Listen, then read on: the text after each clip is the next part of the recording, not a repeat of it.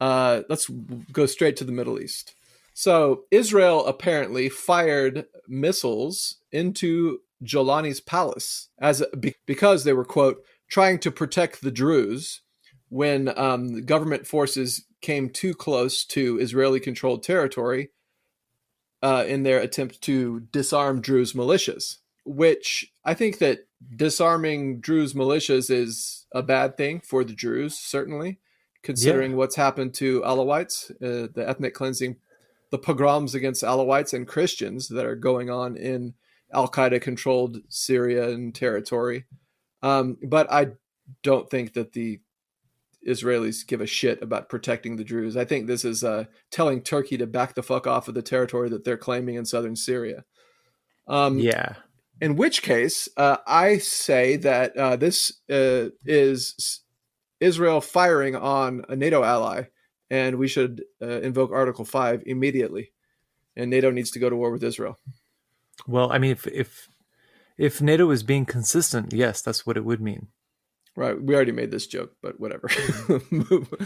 Moving on to the leader of Al-Qaeda in Syria. The president of Syria, whatever his name is now. I don't even actually know what his real name is. I'm still calling him Al-Jalani. He met with Macron recently, and he went to Paris and met with Macron, even though, he's a wanted terrorist. He's definitely should not be able to travel to the EU because he's wanted for, chopping people's heads off and blowing up children and raping and killing Christians and Druze in Syria. Let the past be the past, That's old news. But anyways, there's all kinds of pictures of him shaking hands with Macron, and Macron even came out saying that the United States and Europe need to lift sanctions on Syria because they're no longer controlled by Bashar al-Assad, who was a bad guy. Because you know what he did, right? He killed civilians. That's unforgivable. Yeah. But Al-Jalani, he's a good guy. He never did anything like that, right? Well, that's not true. He did, but he was a NATO proxy when he did it, so it's okay. Right. Anyway, so China won. The fucking United States is back down. Trump went hands out to China saying, we give up. We will negotiate tariffs to stabilize economic relations. So those talks have begun. I don't think that they're going to get rid of tariffs altogether, but they're certainly going to get rid of the ones that are crippling the American economy. I mean, that would be a good move if you were like a president. Yeah. Well, I mean, we've got some other trade news coming up soon. You're going to see how the big moves that Trump is making to stabilize the economy. Well, yeah, I mean, we're going to have 90 deals in 90 days, and it's probably about time to at least make a move towards a deal somewhere. Well, we made one, and it's with the UK. Oh, it's probably really, really hard hitting too. Yeah. And of course it's with the UK. Of course it's with Starmer's Labour Party. Right. The worst Labour Party in the history of Labour parties. So you've heard about Pakistan and India, right? They're basically almost at war right now. I mean, depending on who you ask, they are at war. Right. The Pakistanis, well, not the Pakistanis, a terrorist organization based out of Pakistan,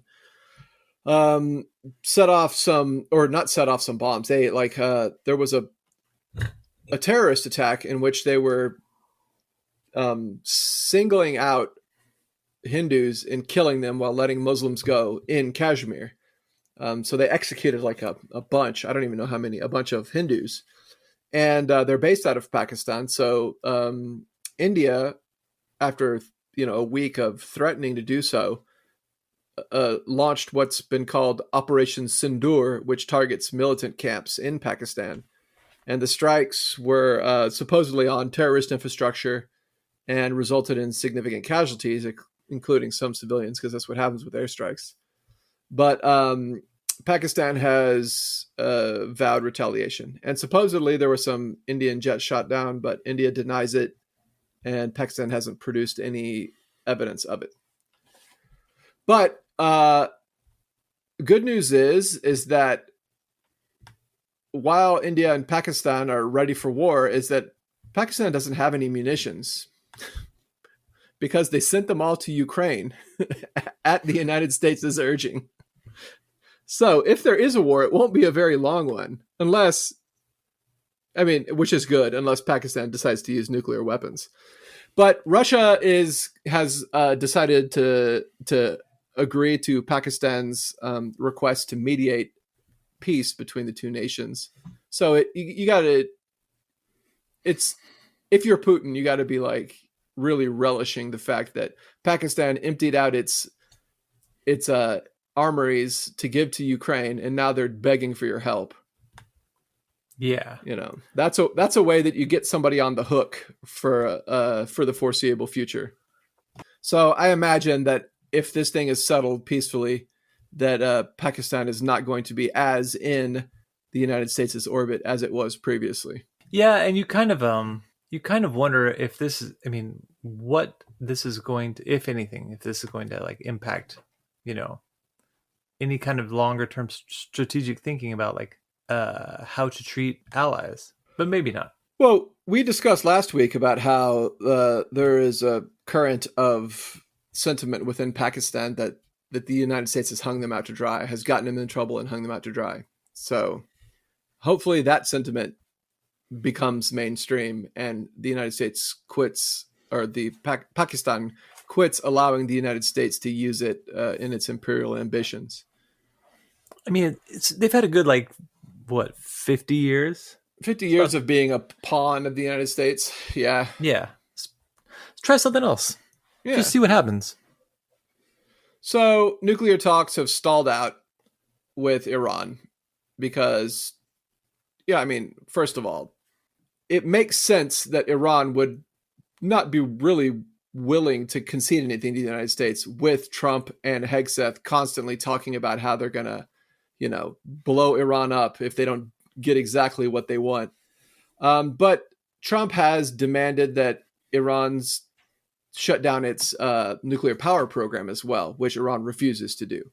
So negotiations have stalled.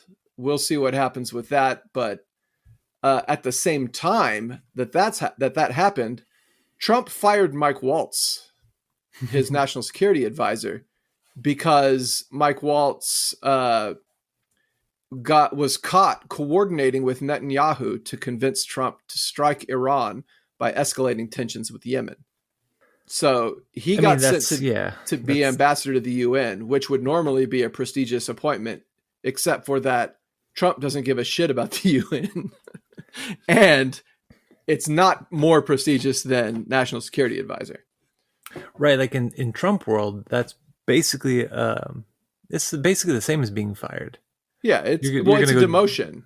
Yeah. For sure. It's definitely a demotion. But he can't. Your job is now to represent us to this body, which I will never pay attention to. He can't fire Mike Waltz because it's so early in his presidency, and also he's still on the hook to his donors like Miriam Adelson and all of the different AIPAC linked people that have been dumping money into his campaign. So but one thing he won't countenance is disloyalty, and that right there is disloyalty for sure. Yeah. He clearly cannot allow, and no president, no leader could allow someone in their inner circle to be conspiring with a foreign country to get the president to do something that he doesn't want to do. To me, that's treason, is it not? Yeah, I would say that is, if this was a different administration, they'd be calling for prosecution. Imagine if Mike Waltz was trying to convince Trump to cut off intelligence sharing with Ukraine because he was coordinating that with Putin or something like that. Yeah, this is treason. Yeah. It's straight up treason. Anyway, so not only is Trump not escalating with Ansar Allah in Yemen, but he's giving up. Oh yeah. But he's giving up in a very Trumpian way. He's declared mission accomplished and stated that Ansar Allah will no longer fire on the U.S. Navy because it won't be there anymore, because it's leaving